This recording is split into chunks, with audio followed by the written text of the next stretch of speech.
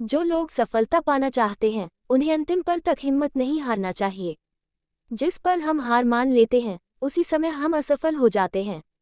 ये बात एक लोक कथा से समझ सकते हैं। पुराने समय में एक राजा युद्ध में हार गया था। उसके सभी सैनिक मारे जा चुके थे। राजा किसी तरह अपनी जान बचाकर जंगल में भाग गया। सैनिक उसका पीछा कर रहे थे। वह बचने के लिए एक गुफा में छिप गया।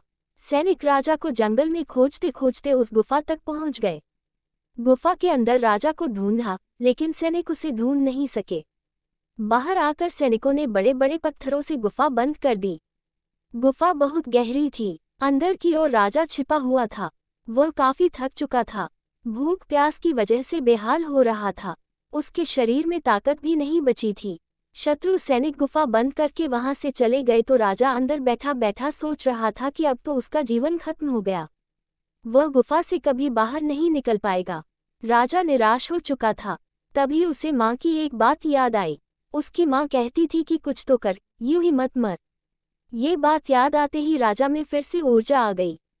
उसने सोचा कि कोशिश किए बिना हार नहीं मानना चाहिए।